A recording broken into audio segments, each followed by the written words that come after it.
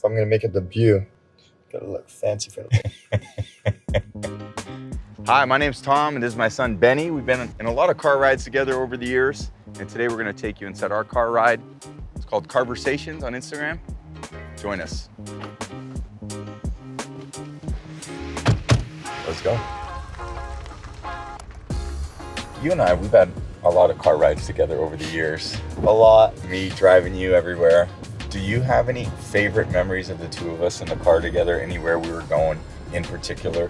You know I love when we listen to music together, and I love showing you new music. So like, I love that. like that's definitely like sticks in my brain for a little bit. Yeah. I also like our talks when we just have deep conversations. We learn more about each other. Yeah, I think we've had a lot of deep conversations lately. And I think why I talk to you is I don't think that, like, obviously I have all the answers, I'm trying to learn too. Like, this is my first time with you as a 16-year-old. There's nothing that you're doing that I didn't do when I was your age. I mean, I feel like something I started realizing is it's everybody's first time living. It's not like everyone has everything sorted out. You have your experiences and I have my experiences. They're very different experiences, and we both definitely learned a lot of different things. So one thing that was pretty cool when I was like 16 and a half, gonna be 17, and like I liked football as a freshman, but I started to fall in love, like basically the exact age you are now. As I got to be recruited by different schools, Papa said, why don't we make VHS tapes, which a VHS tape's a cassette. I don't know if you've ever even seen one. So we started thinking about all the schools, and one of the schools that I ended up sending a tape to was Michigan, which ultimately, foreshadowed. I ended up going there because I thought, man, that's a real hard school for me to get into, but why don't I try to give it a try? Without sending that tape, I don't think Michigan would have ever have seen what I could do. Whereas I think it's very different now. Like, you probably see a lot of things on Instagram. It was a totally different era where there was nothing like these devices when I was a kid, where you could share information. I actually had to mail it. I had to go to the post office, put it in an envelope, and send it. You're old. which is crazy. When you look at your Instagram, what do you think are some of the productive things you use it for? I use it a lot for entertainment, but sometimes I do use it to be productive. Like, for example, like I was scrolling and then I saw this. It says life becomes more meaningful when you realize the simple fact that you will never get the same moment twice. My friend sent me that. Yeah. And I really thought it was cool. And like I have my AirPods in like throughout the day. Yeah. I'm starting to realize that I'm losing out on a lot of moments with my friends and a lot of connections. Really? And I think it's important that we have limits and restrictions on the amount of time that you should be allowed on your social media account. Yeah. Just because there's so many other ways to be productive. You can connect to a lot of people. I think that's very much a value add. I think the important thing is you have a teen account because you're 16 years old. And what do parents worry about with kids? We worry who's contacting them, and we only want you being able to be in contact with people that know you and that you're friends with. I don't want some random person entering anything into your phone or contacting you in any way. That is the scariest thing for a parent. Yeah. The second thing is the type of content that is coming your way. Like, we only want certain things that are age appropriate that are going to show up on your accounts. So that's really important, that you're not seeing things that should be for as adult anyway, okay? And then the third thing is the amount of time, which your time is limited because you have a teen account. You get an hour a day on Instagram, and all three of those things are automatic, because for a parent to keep up with the pace of change, with the amount of software changes and these different accounts, whatever accounts you're on for your social media, which, look, everyone enjoys social media. It's a way to stay in contact with all the people in your life. But I do think putting parameters in place for a teen, certainly for you, is really important to me. Yeah. If you had my Instagram for 24 hours, what would you do? Who do you DM? All right, so first of all, I want some cool clothes. I'm going to DM some really cool businesses, some really cool people, maybe like Travis Scott, Drake, some musicians I like. I'll be like, hey, I need some clothes. I'm going to this thing. I'll make sure it's a size smaller though. I started losing some muscle recently. So you're gonna pretend like you're me? Yeah, I'm gonna be you. You want me to drive? No. I feel very safe with me driving. Look, I trust you as a driver in this car. I'm driving today. I'm focused on the road. You just focus on being your adorable self. Oh my god. Got it? Probably a better driver than you. I think you probably are. One of the coolest things that I've seen you do is based on your phone is learning how to like play the piano and other creative things that have come Oh to yeah. your mind. Tell me about like how that sparks in your brain. You know, like with social media, literally like everything is on it. Yeah. So it's really easy to find what you want to have or what you want to like learn or get or whatever. Yeah. Which in my opinion is great because then it really speeds up the learning process. Yeah. Let's say someone doesn't have enough money to afford piano lessons. They can go onto social media and they'll learn it. That's definitely a big positive. What do you enjoy about driving? Have you enjoyed kind of getting and learning how to kind of be independent? Do you like that feeling? Yeah, I feel like it's definitely like a cool feeling. For the first time in my life, I'm able to like choose where I want to go, when I want to go. Yeah. Obviously, like I have to pay gas. Who pays gas, you or me? Okay. I like to think that it makes me feel more, responsible and independent when I say I do. Yeah. And also like being able to play the music how I want. Do you remember when we went to Japan? Oh, yeah. And then I remember that whole we went trip. to the Takashi Murakami studio. Yeah. That might have been one of the coolest places I've been to because you really got to see his like raw emotion, how his thought process when creating something. Yeah. When you meet someone like that who's so in love with what they do, it kind of rubs off on you a little bit. And it kind of makes you want to be like, I want to have a love like that for something because I feel like it kind of gives meaning to what you do. Yeah. So then when we went there and we saw his art and his process and like all the different pieces he had, like it was a really cool experience. Yeah.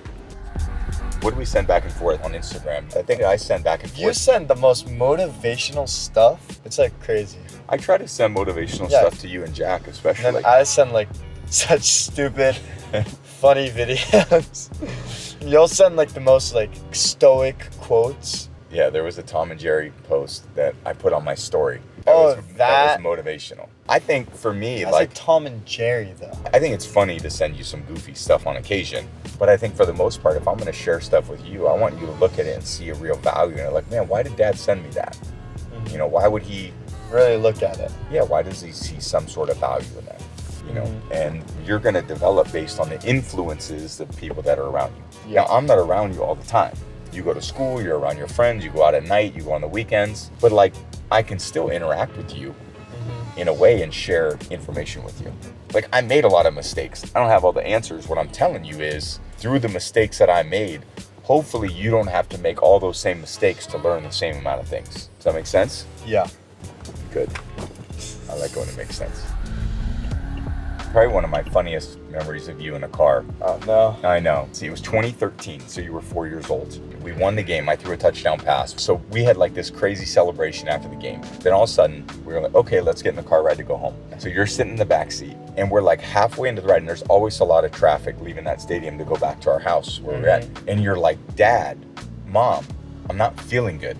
And I'm like, okay, you're gonna be. No. I'm like, you're gonna be fine. Like, whatever. And then before I even could start to turn around, I could hear you go, whoop, whoop, and you ended up throwing up in the back seat of the car because I guess you had some hot dogs and you stuffed your face. I've never had a hot dog before, so then I just started eating them. They were really good. So apparently that's what my actions. So check this caused. out. So we pull over on the side of the road. I clean up the whole back seat. We go another like 10 minutes No in way. the car and you throw up again. And I was like, no way. I had nothing else to clean it. That's disgusting. It's all right. You know what's funny when you're a parent? Even those stories, you're kind of like, you remember them with like I was kind of thinking about this very warm yesterday. heart. Like every single parent has different difficulties with their kids. Yeah. Hopefully I'm gonna have some pretty well-behaved kids, but what would be some of the challenges I would have to overcome by being a parent? Yeah, for sure. So what are some Brady family values that you take with you wherever you go? I mean, the biggest one that you literally drill into my brain is that being cool is to be caring. Like cool people are people who care. And I mean, that's literally, I hear it in like my sleep, the amount of times you said that to me. It kind of gets scary, but Do you feel like you apply that? I feel like I do. Like, you're not going to be 100% perfect all the time, but what you can be is you can learn from your mistakes and you can grow from your mistakes. I love that. Hey, Dad, what's Yep. the most you've learned about being a father? I think you learn to be really present with your kid, you have to be the person that you want your kids to be. It's, it's practice what you preach too. You guys probably learn a lot more from me just by watching than anything I'll say. So I think that forces me to hold myself to a very high standard and accountability. One thing I love about Papa was he was so committed to being available and present with me and all my ambitions that I wanted to try to accomplish. And that's what I want to be for you guys. I want to be a great example, but I want to be there for you. I want to be there to listen. I want to be there to encourage. I want to be there to support, I want to be available to watch you and support you in those things, because I know you don't have all the answers. Yeah. And I'm going to be there when you fail. I'm going to be there when you succeed. The only thing I really care is for you guys to be your best and to try your best all the time. So I got a question. Yeah. You want to take the wheel? You want to drive? I mean, if you're offering. Let's go. Yeah. I'm going to be chauffeured around by you. Oh my God. I'm going to critique your driving. All right. There's something in the car that's beeping. I don't know what it is. Is the door open? Oh, that might be it. Okay. How was the post-game post with Gronk?